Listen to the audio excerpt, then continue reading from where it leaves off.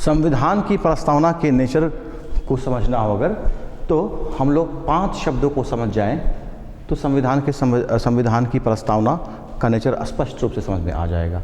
अगर नेचर की बात करें तो नेचर को डिफाइन करने वाले ये 5 शब्द हैं। कौन कौन? Sovereign, socialist, secular, democratic and Republic. देखिए, सॉवरेन का मतलब क्या होता है?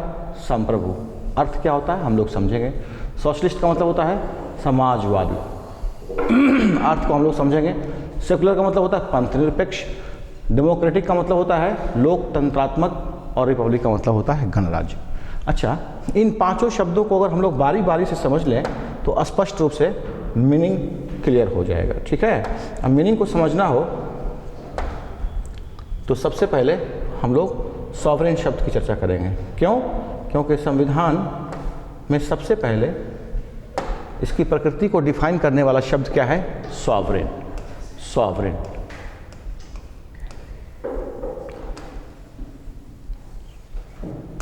इसकी हिंदी होती है प्रस्तावक, संप्रभु। इसकी हिंदी होती है संप्रभु।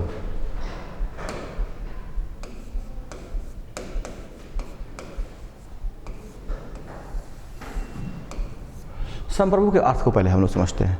संप्रभु का अर्थ होता है कि भारत के मामले में, चाहे इंटरनल मामला हो या एक्सटर्नल मामला हो, आंतरिक मामला हो या बाह्य मामला हो, भारत सरकार किसी भी निर्णय को लेने के लिए खुद से आज़ाद है।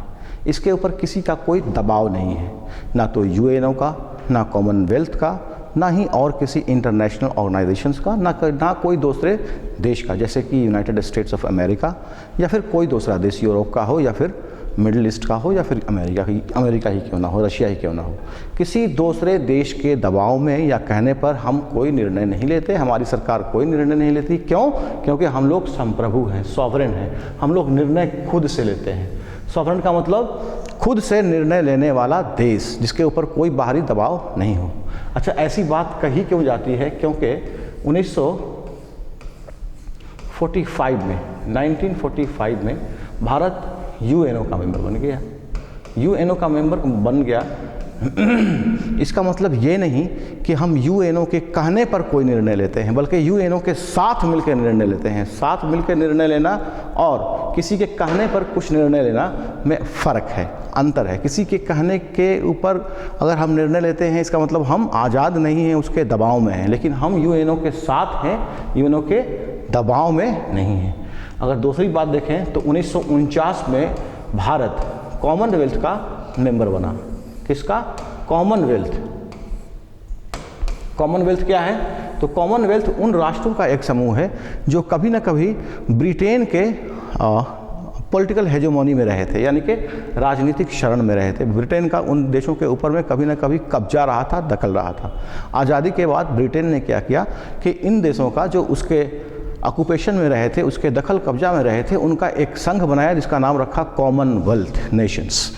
और उस कॉमनवेल्थ नेशंस की हेड कौन होती है? तो ब्रिटेन की रानी होती है, ब्रिटेन की रानी होती है। लेकिन हम लोग कॉमनवेल्थ के नेशंस होने के बावजूद भी हम निर्णय कॉमनवेल्थ के कहने पर नहीं लेते हैं, बल्कि साथ मिलकर लेते हैं। इसके अलावा और भी बहुत सारे इंटरनेशनल ऑर्गेनाइजेशंस हैं, जैसे कि WTO है, वर्ल्ड बैंक है, WTC है, वगैरह वगैरह बहुत सारे इंटरनेशनल ऑर्गेनाइजेशंस हैं जिसके हम सदस्य हैं, जिसके हम मेंबर हैं।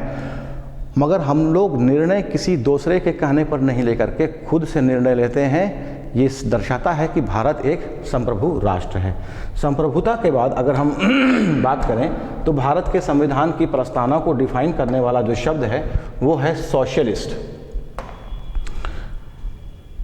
सोशलिस्ट शब्द को अगर हम डिफाइन करें, सोशलिस्ट शब्द को अगर हम डिफाइन करें तो इसके अर्थ को पहले समझना पड़ेगा। अर्थ क्या है? सोशलिस्ट का हिंदी होता है समाजवादी। समाजवादी, इसका अर्थ क्या होता है? देखिए, इसका अर्थ होता है इक्वलिटी। सारे लोग, चाहे वो फॉरवर्ड हों, बैकवर्ड हों, अमीर हों, गरीब हों, हिंदू हो, मुसलमान हो, चाहे वो किसी भी प्रकार से डिफरेंट हो, लेकिन हर व्यक्ति इक्वल है। इक्वल, समानता का ये कॉन्सेप्ट को दर्शाता है सोशलिस्ट। ठीक है, इसी प्रकार से अगर हम लोग देखें तो ये सोशलिस्ट वर्ड जो है डिफाइन करता है दो प्रकार के सोशलिस्ट नेशंस को, एक डेमोक्रेटिक सोशलिस्ट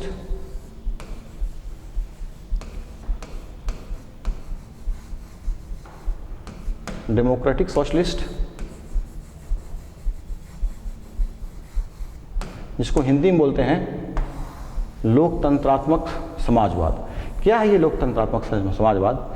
ये ऐसा समाजवाद है कि जिसमें देश के अंदर में चाहे जितने भी संसाधन हो, देश के अंदर चाहे जितने भी संसाधन हो, इन सारे संसाधन के ऊपर में जो ओनरशिप है, डुअल ओनरशिप है। ओनरशिप किसका है? या तो प्राइवेट इंडिविजुअल का है, ठीक है, या फिर गवर्नमेंट का है, या फिर गवर्नमेंट का है। ठीक है, ये दर्शाता ये है कि भारत के अंदर में गवर्नमेंट का ओनरशिप है और प्राइवेट इंडिविजुअल का ओनरशिप है। इसीलिए दोनों ओनरशिप की वजह से भारत को क्या बोलते हैं? मिक्स्ड इकोनॉमी बोलते हैं। मिक्स्ड इकोनॉमी, मिश्रित अर्थव्यवस्था। क्यों? क्योंकि यहाँ पर गवर्नमेंट का ओनरशिप भी है और प्राइवेट इंडिविजुअल का भी ओनरशिप है। ठीक है, दूसरे तरीके से अगर हम लोग देखें, दूसरे तरीके से तो भारत के अंदर में पूरे दुनिया के अंदर में,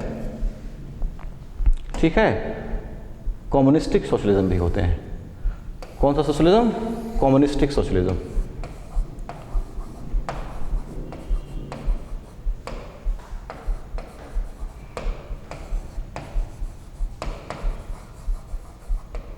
ये क्या कहता है?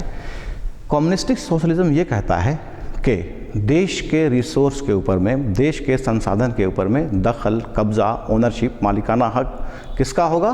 तो सिर्फ और सिर्फ राष्ट्र का होगा, और राष्ट्र सारे संसाधन को यूज़ करके अपने जनता के बीच में इक्वली डिस्ट्रीब्यूट करेगी।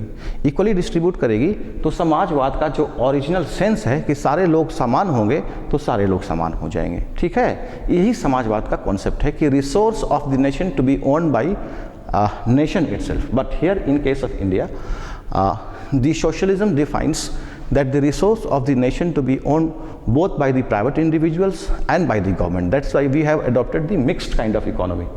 Okay, अगर हम लोग देखें इस शब्द को तो 42वें संविधान संशोधन से 42nd कॉन्स्टिट्यूशनल अमेंडमेंट एक्ट 1976, इससे भारत के संविधान की प्रस्तावना में इस शब्द को जोड़ा गया। तो क्या भारत का संविधान 1976 से पहले सोशलिस्ट नहीं था? नहीं, बिल्कुल सोशलिस्ट था। क्यों? क्योंकि भारत के संविधान का आर्टिकल 14, 15, 16,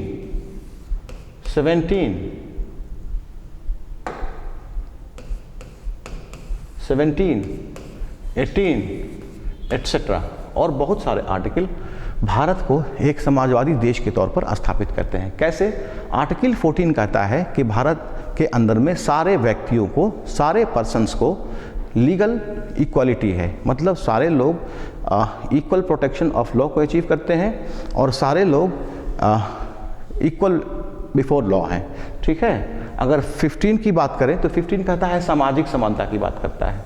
अगर 16 की बात करें तो लोक नियोजन में समान अवसर की बात करता है। लोक नियोजन का मतलब सरकारी नौकरी, चाहे वो सेंट्रल गवर्नमेंट की नौकरी हो या स्टेट गवर्नमेंट की नौकरी हो या लोकल बॉडीज़ की नौकरी हो, इन सारी नौकरियों में, इन सरकार सारे पब्लिक नियोजन में समान अवसर सबको प्रदान किया जाएगा, चाहे वो अमीर हो, गरीब हो, जो भी हो। आर्टिकल 17 कहता है कि अस्पृश्यता को हटा दिया जाएगा। अस्पृश्यता का मतलब अनटचेबिलिटी प्रैक्टिस नहीं की जाएगी, मतलब छुआछूत को प्रैक्टिस नहीं किया जाएगा। किसी व्यक्ति को सिर्फ इसलिए कि उसका जन्म किसी पर्टिकुलर वर्ग ऑफ सोसाइटी में हुआ है, ठीक है, इसलिए वो अनटचेबल है, उसको टच नहीं करना है, वो किसी को टच नहीं करेगा। ठीक है, ये बात नहीं सही है। इसलिए हम लोग आर्टिकल 17 के माध्यम से अनटचेबिलिटी को एबॉलिश करते हैं। आर्टिकल 18 कहता है abolition of title. Abolition of title का मतलब उपाधियों का अंत। उपाधि का अंत करने से समाजवाद कैसे होगा, हम समझाते हैं। अगर कोई व्यक्ति ये धारण कर ले उपाधि कि वो वह महाराजा है, या राजा है। जैसे ही कोई व्यक्ति महाराजा या राजा बनता है, समझते हैं, तो वैसे ही उसके सामने जो और लोग खड़े होते हैं वो महाराजा से प्रजा हो जाते हैं। तो एक गैप बन जाता है। जब गैप बन जाएगा तो बड़ा और छोटा भेदभाव की भावना डेवलप करेगी। इसीलिए डेमोक्रेटिक कंट्री में उपाधियों का अंत ही किया जाता है। ठीक है। इसके अलावा अगर हम लोग देखें भारत के संविधान की प्रस्तावना को समझने के लिए, तो इसके बाद जो शब्द आता है वो आता है डेमोक्रेटिक। ठीक है। डेमोक्रेटिक शब्द को समझने के लिए हम लोग समझते हैं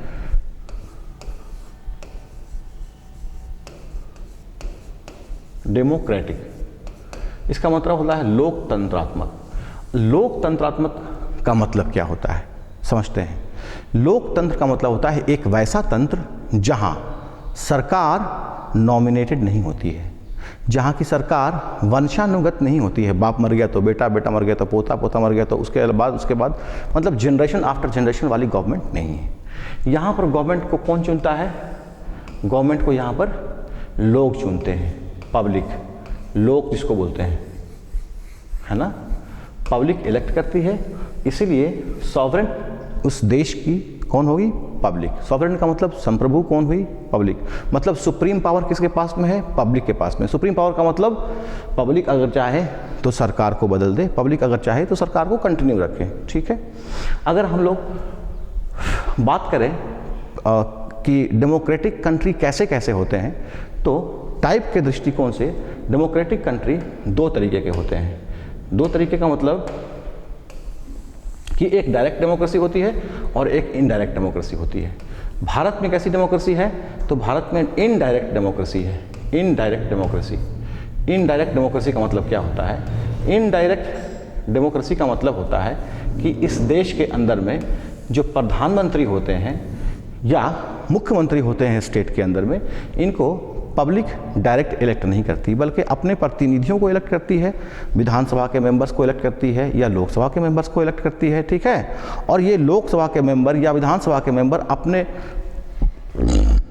प्रधानमंत्री या मुख्यमंत्री का चुनाव करते हैं। इस प्रकार हम कह सकते हैं कि भारत में डायरेक्ट डेमोक्रेसी नहीं है, इनडायरेक्ट डेमोक्रेसी है। और इस इनडायरेक्ट डेमोक्रेसी को हम लोग रिप्रेजेंटेटिव गवर्नमेंट भी बोलते हैं।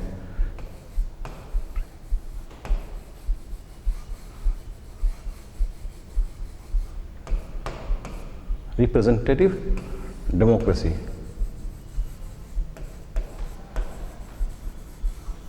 ठीक है। Representative democracy.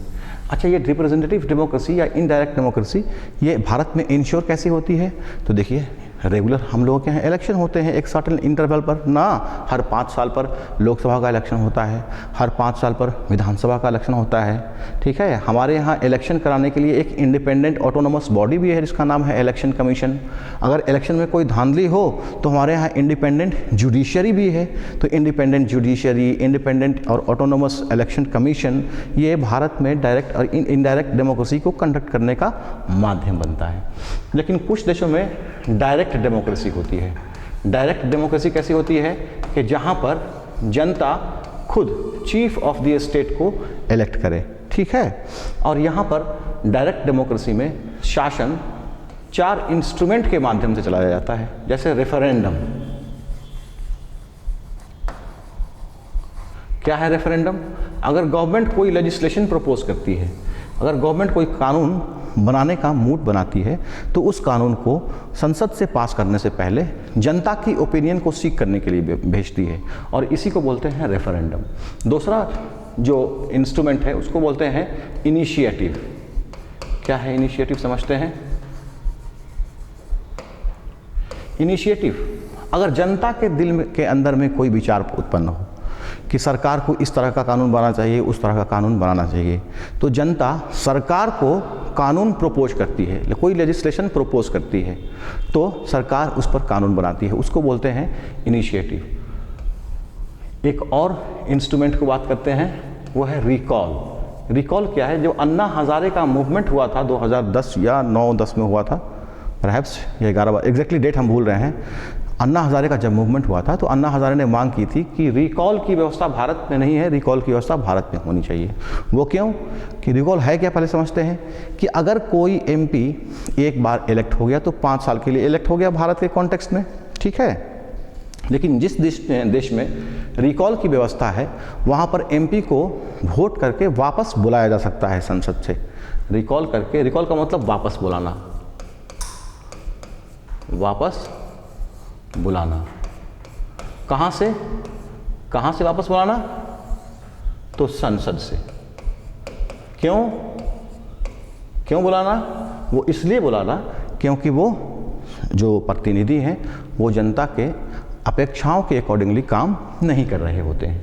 और एक और फाइनल जो होता है उसको बोलते हैं प्लेबिसाइट।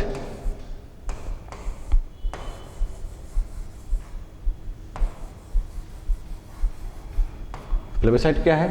तो ये एक इंस्ट्रूमेंट है डायरेक्ट डेमोक्रेसी को रन करने का। इसके माध्यम से सरकार क्या करती है कि जनता की ओपिनियन को सीख करती है। किस चीज़ के लिए? तो अलगाववाद, अगर कोई एरिया में, किसी क्षेत्र में, किसी देश के कोई व्यक्ति, व्यक्तियों का कुछ समूह अगर कहे कि हम इस देश के अंदर में नहीं रहेंगे, एक इंडिपेंडेंट कंट्री चाहिए, तो स्पेशली अलगाववाद को डील करने के लिए ये प्लेबिसाइट कराया जाता है, ठीक है। इस प्रकार से डेमोक्रेटिक शब्द को हम लोगों ने समझ लिया। भारत में कौन सी डेमोक्रेसी है? इनडायरेक्ट। इसको क्या बोलते हैं? रिप्रेजेंटेटिव। कैसे होती है? तो इलेक्शन कमीशन कराता है। अब भारत में इंडिपेंडेंट जुडिशरी है, एट्सेट्रा एट्सेट्रा। अगर हम लोग नेक्स्ट और फाइनल वर्ड को देखें तो वो शब्द है गणराज्य। गणराज्य जो भारत के संविधान के नेचर को, की प्रकृति को डिफाइन करता है, जिसको अंग्रेजी में बोलते हैं रिपब्लिक। रिपब्लिक, इसका हिंदी होता है गणराज्य, ठीक है। अच्छा, गणराज्य का अर्थ क्या होता है? भारत एक गणराज्य है कि नहीं? बिल्कुल है। क्यों? क्योंकि भारत देश में हेड ऑफ स्टेट यानी कि राष्ट्रपति भारत में इलेक्टेड हैं। जिस देश में हेड ऑफ स्टेट इलेक्टेड हो, हेड ऑफ स्टेट यानी कि राज प्रमुख क्या हो? इलेक्टेड हो,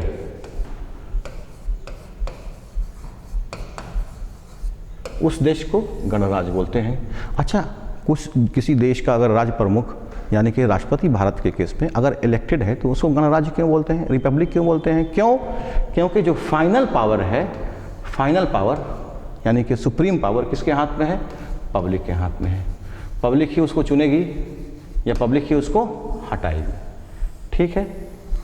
दूसरे शब्दों में अगर देखें तो जितने भी पब्लिक ऑफिसेज हैं गणराज्य के रिपब्लिक के केस में, गणराज्य के केस में पब्लिक ऑफिस ये फीचर है, public offices open to all, सारे लोगों के लिए खुली हुई होती है। ऐसा नहीं है गणराज्य में कि कोई भी विशेष व्यक्ति विशेष ही बनेगा भारत का प्रधानमंत्री। भारत का प्रधानमंत्री एक चाय बेचने वाला जब बन सकता है तो कोई भी बन सकता है। क्यों? क्योंकि भारत एक गणराज्य है। अच्छा, कोई व्यक्ति इसलिए बनेगा कि सारी जनता अगर ना भी कहें तो कम से कम मेजॉरिटी ऑफ जनता, जो मेजॉरिटी ऑफ जनता है भारत की, वो किसी व्यक्ति को भारत का प्रधानमंत्री डायरेक्टली या इनडायरेक्टली बनाना चाहती है, देखना चाहती है, इसलिए कोई व्यक्ति भारत का प्रधानमंत्री बन सकता है, ठीक है। अगर हम ऑफिसर्स की या ब्यूरोक्रेसी की बात करें तो वहाँ भी कोई IAS हो या IPS हो या IFS हो ना, वो सारे लोग, भारत के सारे लोग IAS बनने के लिए आज़ाद हैं, उनके लिए ऑफिस खुली है। ऐसा नहीं है कि IAS किसी वर्ग विशेष का व्यक्ति बनेगा ना, ठीक है। यही डिफाइन करता है भारत के संविधान की प्रस्तावना के प्रकृति को या नेचर को। प्रकृति समझ लेने के बाद हमें ये समझना होगा कि भारत के संविधान की प्रकृति चाहे जैसी भी हो, वो भारत के लोगों के लिए करेगी क्या, ठीक है। और इस बात को समझने के लिए ज़रूरी है कि हम भारत के संविधान कि प्रस्तावना के उद्देश्य को समझें, यानी कि ऑब्जेक्टिव को समझें। ऑब्जेक्टिव को अगर समझना हो, ऑब्जेक्टिव यानी कि उद्देश्य,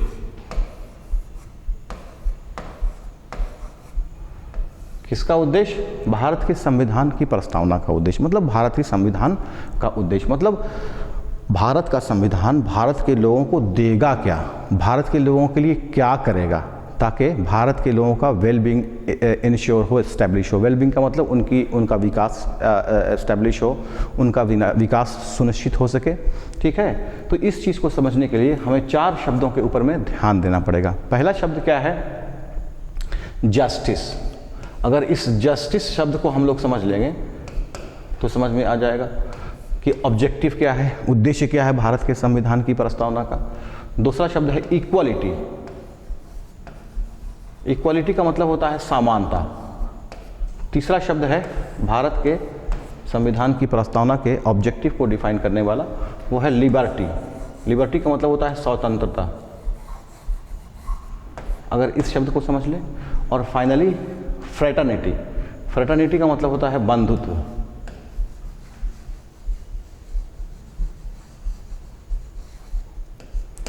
फ्रेटर्निटी हम लोग समझते हैं जस्टिस, इक्वालिटी, लिबर्टी और फ्रेटर्निटी को।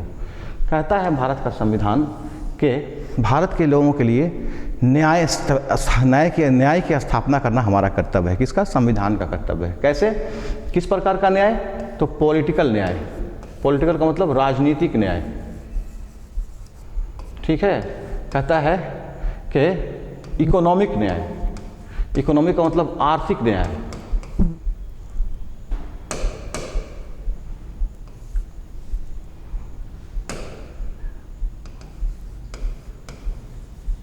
इकोनॉमिक न्याय। ठीक है, फिर कहता है कि सोशल न्याय भी। इस बात को समझिए, सोशल न्याय, पॉलिटिकल न्याय और इकोनॉमिक न्याय क्या है। न्याय का मतलब किसी दूसरे व्यक्ति के, किसी भी व्यक्ति के साथ भारत के अंदर में किसी प्रकार का अन्याय नहीं हो, इसी को न्याय बोलते हैं ना। और अन्याय नहीं हो इसके लिए क्या करना पड़ेगा कि भारत के अंदर में जितने भी लोग हैं, सारे लोगों को राजनीतिक तौर पर समानता मिले, नहीं, राजनीतिक तौर पर न्याय मिले, आर्थिक तौर पर न्याय मिले, सामाजिक तौर पर न्याय मिले। अगर हम लोग आर्थिक तौर पर न्याय की बात देखें तो भारत का अनुच्छेद 16, आर्टिकल 16 ऑफ इंडियन कॉन्स्टिट्यूशन कहता है कि भारत में सभी नागरिकों को समान अवसर लोक नियोजन में दिए जाने चाहिए। ठीक है,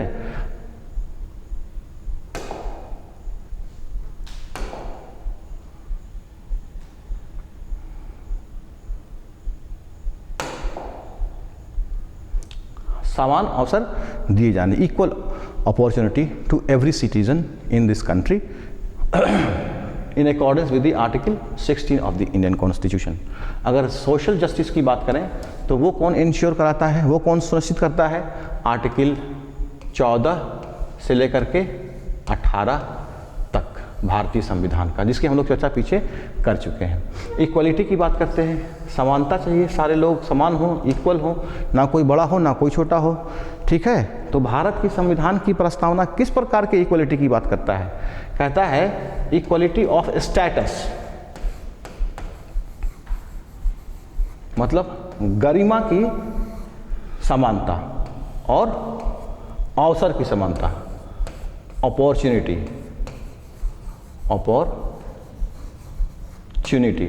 अपॉर्चुनिटी को बोलते हैं अवसर और स्टेटस को बोलते हैं गरिमा।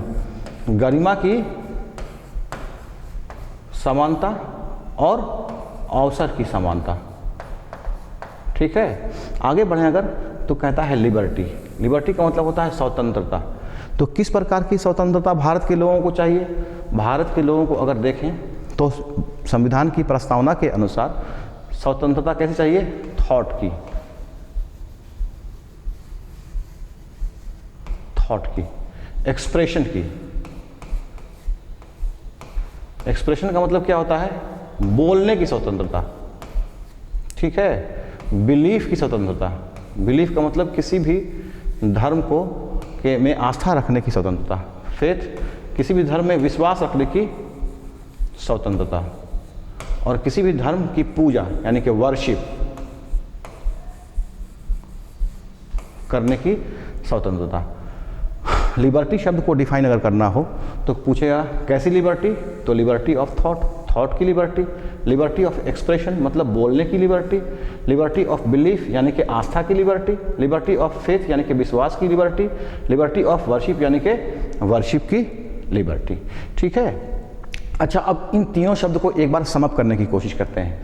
देखिए, जब भारत के सारे लोगों को आप political, social, economic justice provide कीजिएगा, स्टेटस की और अपॉर्चुनिटी की इक्वालिटी प्रोवाइड कीजिएगा ना, थॉट की, एक्सप्रेशन की, बिलीफ की, फेथ की और वर्शिप की आप लिबर्टी दीजिएगा, तो भारत के सारे लोग क्या होंगे, आपस में एक हो जाएंगे। ना कोई बड़ा होगा, ना कोई छोटा होगा, ना कोई नॉर्थ का होगा, ना कोई साउथ का होगा, सब एक दूसरे से भाईचारा की भावना डेवलप करेंगे।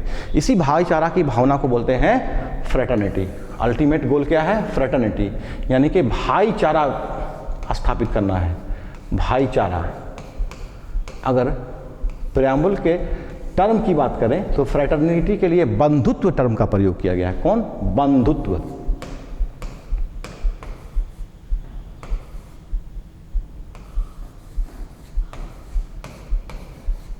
बंधुत्व टर्म का प्रयोग किया गया है। अच्छा समझिए, जब भारत के लोगों में ना कोई ऊंचा होगा, ना कोई नीचा होगा, ना कोई हिंदू और मुसलमान होगा, ना कोई अमीर और गरीब होगा, ना कोई अगड़ा और पिछड़ा होगा, सब लोग एक होंगे, सबके अंदर में भाईचारा की भावना होगी, तो भारत की यूनिटी और इंटेग्रिटी को कभी खतरा होगा? नहीं होगा। यही अल्टीमेट गोल है हमारा। क्या? कि हमारी यूनिटी बनी रहे और हमारी इंटेग्रिटी बनी रहे ना। हमारी इंटेग्रिटी और हमारी यूनिटी को बनाने के लिए ज़रूरी क्या है कि जस्टिस प्रोवाइड करें, इक्वालिटी प्रोवाइड करें, ठीक है, लिबर्टी प्रोवाइड करें ना, ताकि फ्रेटर्निटी डेवलप हो, और फ्रेटर्निटी डेवलप होगी तो unity and integrity of India कभी नष्ट नहीं हो सकती है। इस प्रकार अगर हम देखें प्रियम्बल में, तो हमें नेक्स्ट जो पढ़ना है वो ये है कि सुप्रीम कोर्ट ने भारत के संविधान की प्रस्तावना के विषय में क्या कहा है। अगर सुप्रीम कोर्ट की बात को हम लोग देखना चाहते हैं तो सुप्रीम कोर्ट ने, ठीक है, 2 केस में भारत के संविधान की प्रस्तावना के विषय में इम्पॉर्टेंट बातें कही है। सुप्रीम कोर्ट, ठीक है, सुप्रीम कोर्ट ने क्या कहा, इसको 2 केस से हम लोग आसानी से समझ सकते हैं। एक केस आया था 1960 में, 1960 में, ठीक है, और दूसरा केस आया था 1973 में, 1973 में। इस केस को बोलते हैं री बेरुबारी केस, री बेरुबारी केस। इसको बोलते हैं केशवानंद भारती केस।